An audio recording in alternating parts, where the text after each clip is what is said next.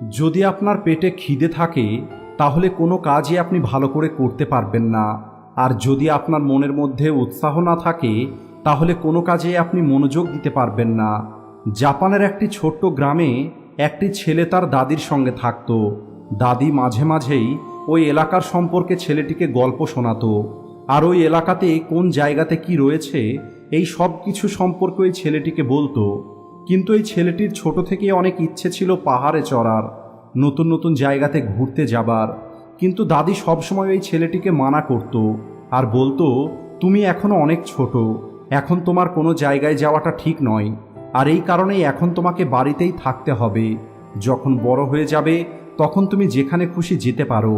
কিন্তু এই ছেলেটি কোনোভাবেই তার দাদির কথা শুনতে চাইতো না। একদিন রাত্রে ছেলেটি ও তার দাদি মিলে আকাশের তারা দেখছিল, আর সেখান থেকে ছেলেটি একটি বড় পাহাড় দেখতে পায়। আর ছেলেটি তার দাদিকে জিজ্ঞেস করে, ওই পাহাড়ের উপরে কি আছে? আমাদের গ্রামের পাশে এটাই হলো সবথেকে বড় পাহাড়, আমি ওই পাহাড়ের উপরে যেতে চাই, তুমি কি আমাকে বলবে ওই পাহাড়ের উপরে কি আছে? কিন্তু দাদি ওই পাহাড় সম্পর্কে কোনো কথাই ছেলেটিকে বলেনি। ধীরে ধীরে সময় পার হতে থাকে, আর ওই ছেলেটি বড় হতে থাকে। ছেলেটি স্কুলে যাওয়া শুরু করে। ছেলেটি যত বেশি বড় হতে শুরু করে এর তত বেশি জেদ হয়ে যায়। ছেলেটির পড়াশোনা করতে একদমই ভালো লাগতো না। সে সবসময় কেবল এটাই চিন্তা করত যে আমাকে এই পৃথিবী ঘুরে দেখতে হবে, আমি ওই পাহাড়ের উপরে যেতে চাই, আমি দেখতে চাই ওই পাহাড়ের উপরে কি আছে। আর এই সব কিছু ভাবার কারণে সে ঠিক করে পড়াশোনা করতে পারত না, আর সবশেষে ছেলেটি পরীক্ষাতে ফেল হয়ে যায়। এরপরে ছেলেটির দাদি তাকে অনেক বেশি বকাবকি করে, কিন্তু তারপরেও ছেলেটি কোনো কথাই শোনে না।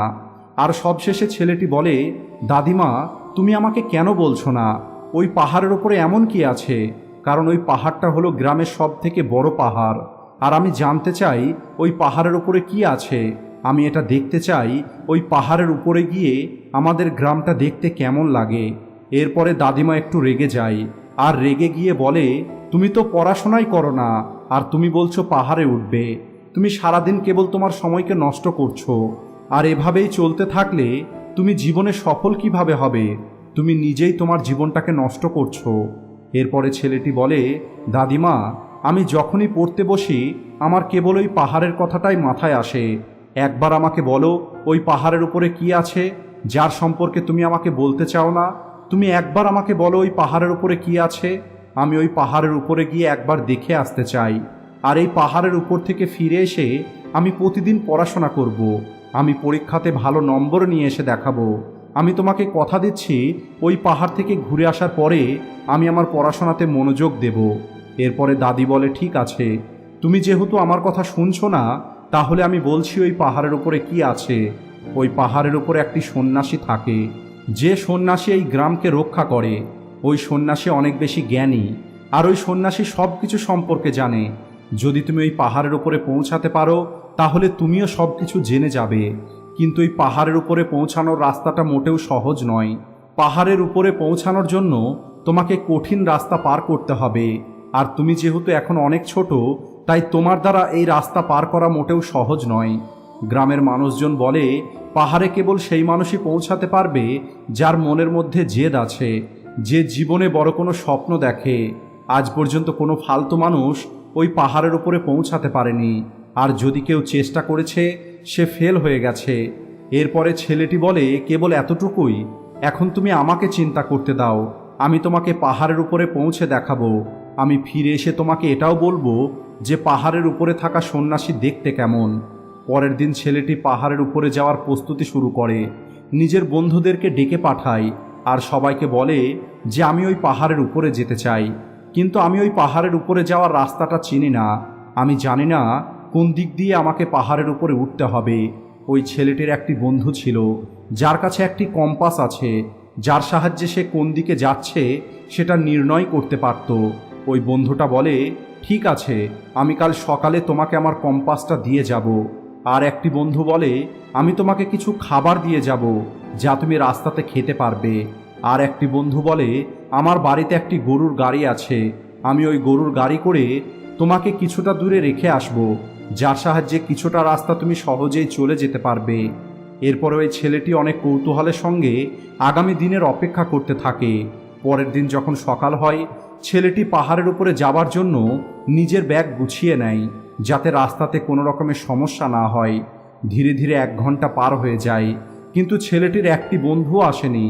যে বলেছিল গরুর গাড়ি করে তাকে কিছুটা দূরে এগিয়ে দিয়ে আসবে, সেও আসেনি। এরপরে ছেলেটি পায়ে হেঁটেই যাওয়া শুরু করে। যে বন্ধুটা বলেছিল খাবার নিয়ে আসবে, সে বন্ধুটাও আসেনি।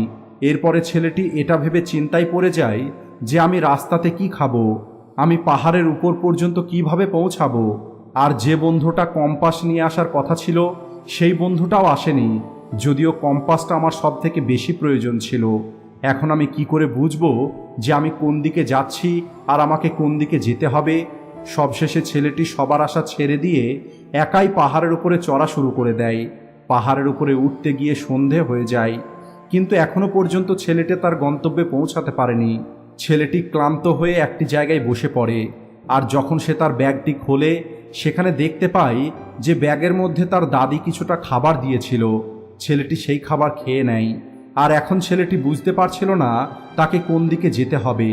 আর তখনই ছেলেটির মনে আসে ছোটবেলায় তার দাদি এই গ্রামের অনেক গল্প শুনিয়েছে, আর ওই গল্পের মধ্যে গ্রামের নকশা সে খুব ভালোভাবে বুঝে গেছে। এছাড়া পাহাড়ের উপরে ওঠার জন্য কোন দিক দিয়ে তাকে যেতে হবে, সেই কথাটাও তার দাদি বলেছিল। ছেলেটি ভালোভাবে মনে করার চেষ্টা করে, আর তার দাদি তাকে কি বলেছিল সেই কথা মনে করেই ছেলেটি পাহাড়ের উপরে যাওয়া শুরু করে।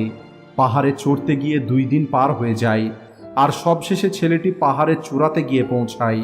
আর সেখানে ছেলেটি একটি সন্ন্যাসীকে দেখতে পায়, যে সন্ন্যাসীটা অনেক শান্ত ছিল এবং বসে বসে ধ্যান করছিল।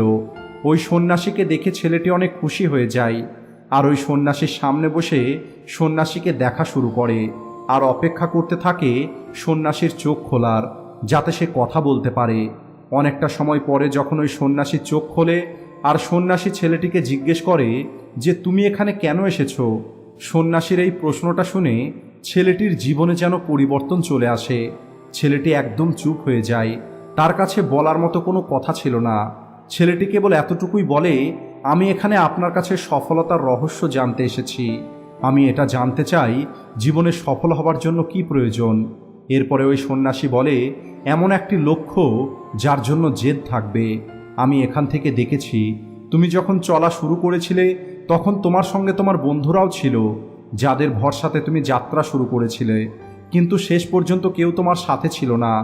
আর সবশেষে তোমার সেটাই কাজে এসেছে যা তোমার ভিতরে ছিল, তোমার চিন্তা, তোমার পরিশ্রম, তোমার চেষ্টা ও তোমার জ্ঞান।